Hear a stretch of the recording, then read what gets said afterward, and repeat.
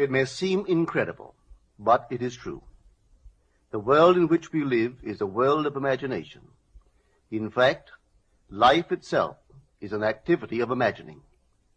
All that we behold, though it appears without, it is within, in our imagination, of which this world of mortality is but a shadow. Nothing appears or continues in being by a power of its own. Events happen because comparatively stable imaginal activities created them, and they continue in being only as long as they receive such support. Therefore, the secret of imagining is the greatest of all problems, to the solution of which everyone should aspire.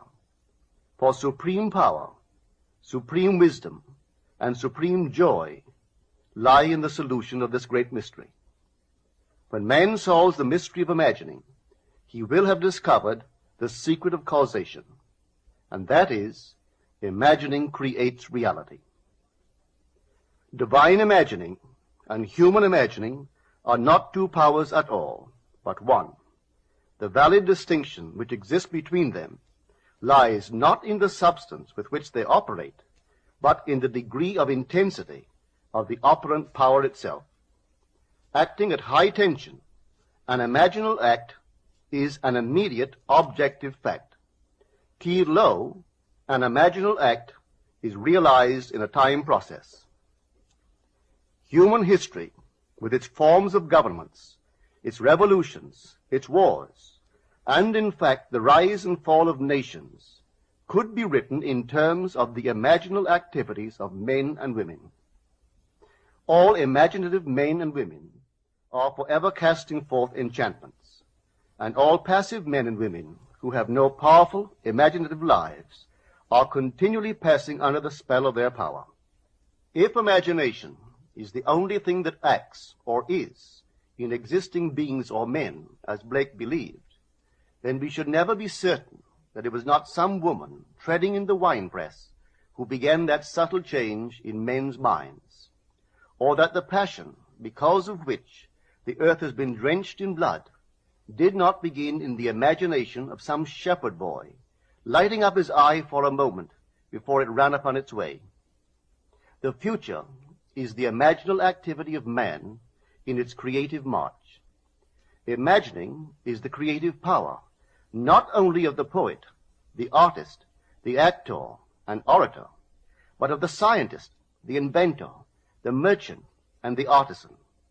Its abuse in unrestrained, unlovely image-making is obvious, but its abuse in undue repression breeds a sterility which robs a man of actual wealth of experience. Imagining novel solutions to ever more complex problems is far more noble than to restrain or kill out desire. Life is the continuing solution of a continuously synthetic problem. Imagining creates events. Our world, created out of men's imagining, comprise unnumbered warring beliefs.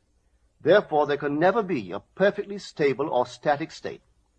Today's events are bound to disturb our yesterday's established order.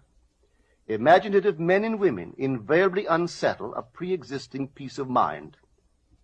Hold fast to your ideal in your imagination.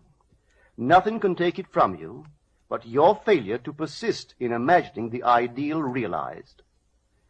Imagine only such states that are of value or promise well. To attempt to change circumstances before we change our imaginal activity is to struggle against the very nature of things. There can be no outer change until there is first an imaginal change. Everything we do, unaccompanied by an imaginal change, is but futile readjustment of surfaces. Imagining the wish fulfilled brings about a union with that state, and during that union we behave in keeping with our imaginal change. This shows us that an imaginal change will result in a change of behavior. However, our ordinary imaginal alterations, as we pass from one state to another, are not transformations, because each of them is so rapidly succeeded by another in the reverse direction. But whenever one state grows so stable as to become our constant mood, our habitual attitude, then that habitual state defines our character and is a true transformation. Now let me call your attention to the design on the cover of this record. You will notice a man sitting on a park bench, imagining himself to be in a home. This is the secret of those who lie in bed awake while they dream things true. They know how to live in their own dream house until, in fact, they do.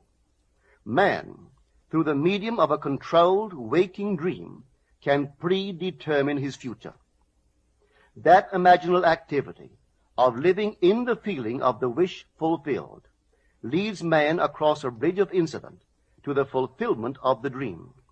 If we live in the dream, thinking from it and not of it, then the creative power of imagining will answer our adventurous fancy, and the wish fulfilled will break in upon us and take us unawares. Man is all imagination. Therefore, man must be where he is in imagination, for his imagination is himself. To realize that imagination is not something tied to the senses or enclosed within the spatial boundary of the body is most important. Although man moves about in space by movement of his physical body, he need not be so restricted. He can move by a change in what he is aware of. However real the scene on which sight rests, man can gaze on one never before witnessed. He can always remove the mountain if it upsets his concept of what life ought to be. This ability to mentally move from things as they are to things as they ought to be is one of the most important discoveries that man can make. It reveals man as a center of imagining, with powers of intervention which enable him to alter the course of observed events, moving from success to success through a series of mental transformations of nature, of others, and himself. How does he do it? Self-abandonment. That is the secret. He has to abandon himself mentally to his wish fulfilled, in his love for that state, and in so doing live in the new state and no more in the old state. Now we can't commit ourselves to what we do not love, so the secret of self-commission is faith plus love. Faith is believing what is incredible. We commit ourselves to the feeling of the wish fulfilled, in faith that this act of self-commission will become a reality, and it will, because imagining creates reality. Imagination is both conservative and transformative. It is conservative when it builds its world from images supplied by memory and the evidence of the senses. It is creatively transformative when it imagines things as they ought to be, building its world out of the generous dreams of fancy. In the procession of images, the ones that take precedence naturally are those of the senses. Nevertheless, a present sense impression is only an image. It does not differ in nature from a memory image or the image of a wish. What makes a present sense impression so objectively real is the individual's imagination functioning in it and thinking from it, whereas in a memory image or a wish, the individual's imagination is not functioning in it and thinking from it, but is functioning out of it and thinking of it. If the individual would enter into the image in his imagination, as the design on the cover of this record suggests, then would he know what it is to be creatively transformative. Then would he realize his wish, and then he would be happy. Every image can be embodied, but unless man himself enters the image and thinks from it, it is incapable of birth. Therefore it is the height of folly to expect the wish to be realized by the mere passage of time. That which requires imaginative occupancy to produce its effect obviously cannot be effected without such occupancy. We cannot be in one image and not suffer the consequences of not being in another. Imagination is spiritual sensation. Enter the image of the wish fulfilled, then give it sensory vividness and tones of reality by mentally acting as you would act were it a physical fact. Now, this is what I mean by spiritual sensation. Imagine that you are holding a rose in your hand. Smell it.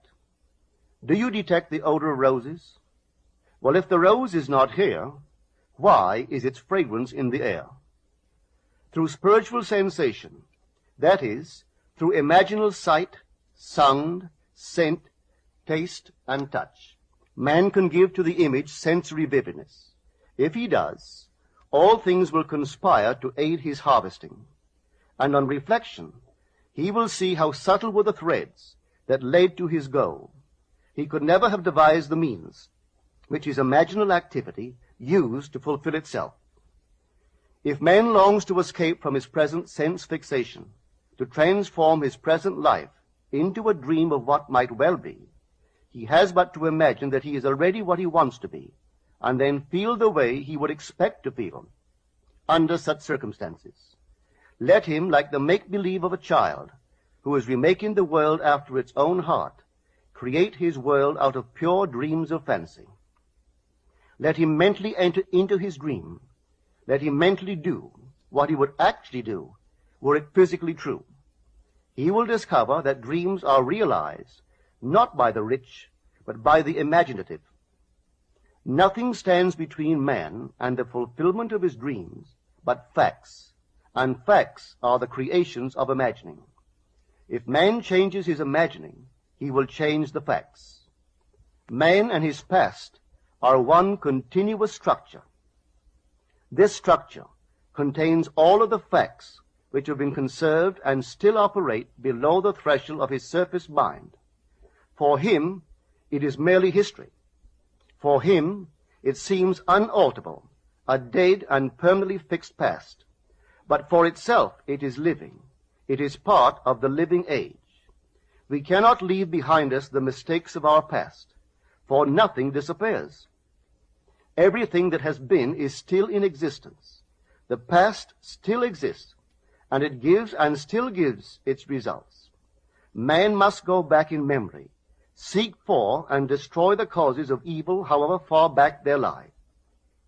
This going into the past and replaying a scene of the past in imagination as it ought to have been played the first time, I call revision.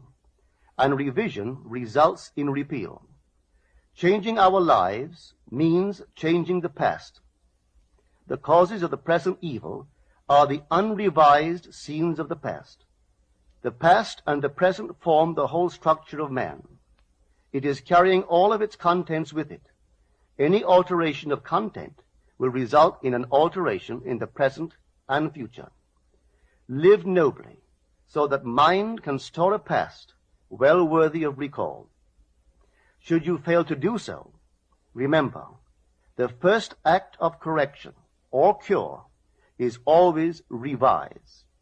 If the past is recreated into the present, so will the revised past be recreated into the present.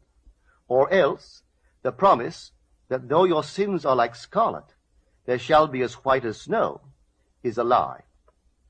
The question may arise as to how, by representing others to ourselves as better than they really were, or mentally rewriting a letter to make it conform to our wish, or by revising the scene of an accident, the interview with the employer, and so on, could change what seems to be the unalterable facts of the past. But remember my claims for imagining. Imagining creates reality. What it makes, it can unmake. It is not only conservative, building a life from images supplied by memory. It is also creatively transformative, altering a theme already in being. The parable of the unjust steward gives the answer to this question. We can alter our world by means of a certain illegal practice, by means of a falsification of the facts, that is, by means of a certain intentional alteration of that which we have experienced. And all this is done in one's own imagination. This is a form of falsehood which not only is not condemned, but is actually approved in the gospel teaching. By means of such a falsehood, a man destroys the causes of evil and acquires friends, and on the strength of this revision proves, judging by the high praise the unjust steward received from his master, that he is deserving of confidence. Because imagining creates reality, we can carry revision to the extreme and revise a scene that would be otherwise unforgivable. We learn to distinguish between man, who is all imagination, from those states into which he may enter. An unjust steward, looking at another's distress, will represent the other to himself as he ought to be seen. Were he himself in need, he would, like the man on the cover of this record, enter his dream house in his imagination and imagine what he would see and how things would seem and how people would act after these things should be.